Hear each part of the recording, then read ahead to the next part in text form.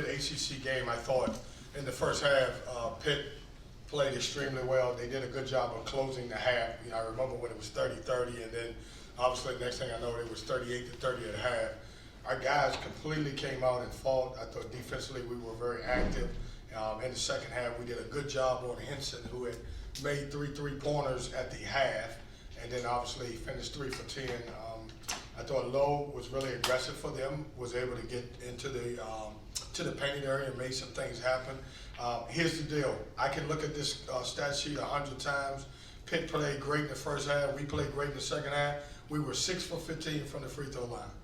And you're not going to win any games when you go 6 for 15. And when they stepped up, I think they were plus 12 against our free throws. They were 18 for 20. And if you're looking at someone who's very disappointed because those are so valuable in possession games. And tonight we didn't step up and make our free throws. And honestly, I think that cost us the game. Questions? Other than the free throws, Kevin, I mean, what else do you feel like was the difference in this game? Pretty tight game other than that. Yeah, Chip, to be honest with you, I'm gonna dial back on it as we were 6 for 15. And that's just not good enough. We're like, we have to step up to the line and make them. And that's the biggest difference in the game. Look, we won pretty much every category if you want. We made more three-pointers than them. We lost the rebounding. We had 11 assists, 6 turnovers. They had 9 and 10. It was an equal game if you throw it out and I say, show you one team was 18 for 20 and one team was 6 for 15. That's the ball game. Like I can go back, I can watch tape and I can evaluate and I say we could have, made this possession or we could have got this rebound here. But at the end of the day, we have to step up and knock our free throws down. Kevin, in the first 10 minutes or so, they drove to the basket and got a lot of layups. Was that something that you guys were doing defensively? Did you make any adjustments, or was it an effort kind of thing? Well, when you're guarding a team that can shoot it so well from 3, that is an advantage if they start driving the ball because we're trying to run them off the 3-point line. And I thought they did a good job early on keeping us unbalanced and those type of things. So we were trying to defend the 3-point line. This is the 3rd team in a row that can really shoot the ball from behind the arc. I mean, guys, they make 5 3-pointers for the entire game.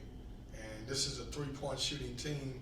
Blake Henson was 3 for 10, and we missed 9 free throws. But they didn't have as much success after that first 10 minutes. Did you guys do something different, or was it just your defensive intensity picked up a little bit? No, I just think they went back to who they are. Teams have an identity at this point, and the first half may have been an effort to drive the ball, but later on they decided to take threes, and I thought we did a good job of defending them for the most part. I just I'm frustrated.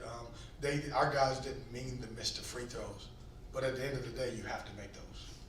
I guess at what point did you realize that DJ Burns would be the bus driver and that every possession should go through him? We knew JC coming in that we had an advantage. Those guys are talented, but not very big guys inside, and so we wanted to go inside early and see what they double us. And it was good for us to see the ball go in the hole for him. I thought he did a really good job being patient. The 1 or 2 times they did trap him, I thought he found people and made some plays off of that. Was there anything different for him? Is he healthier or anything that allowed him to? Because he's had other opportunities. You've tried to play through him before, and he hasn't had this kind of success. Yeah, I just think what we've done, Luke, in the last couple of days is kind of watched a lot of tape with him where we showed him.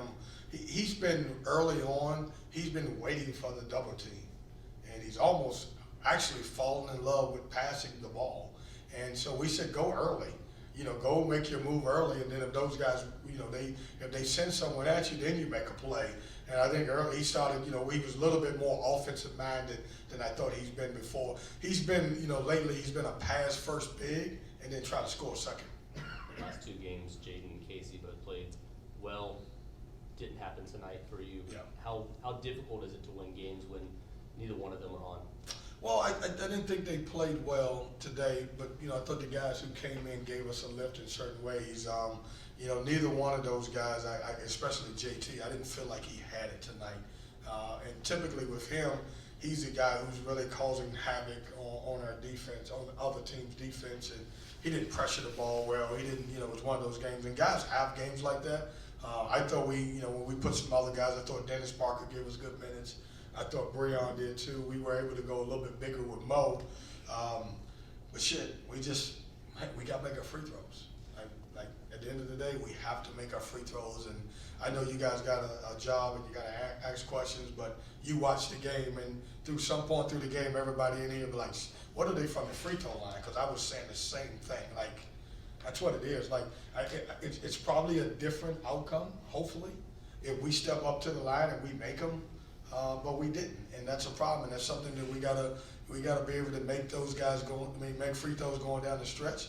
We've had plenty of games where we won the game from the free throw line, but tonight wasn't it.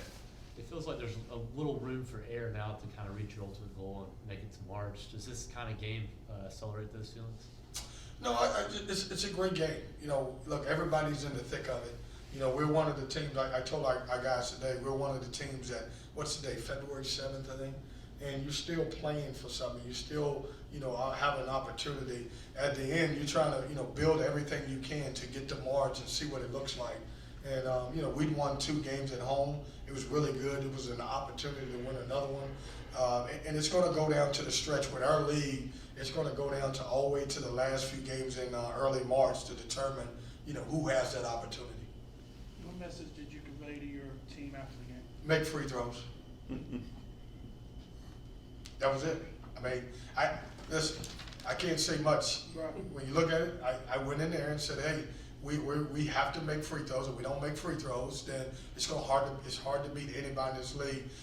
You look back at every game that we have played. Most of our games, outside of 2 or 3, have been possession games, and we have stepped up and we made them. We made them in Wake Forest. We made them different places.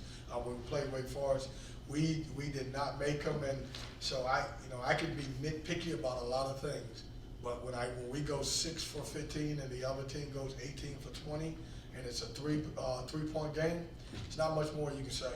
Can you accentuate the positives and say, hey, you got 40% left of your ACC schedule. This thing is still not done. There's a lot left ahead.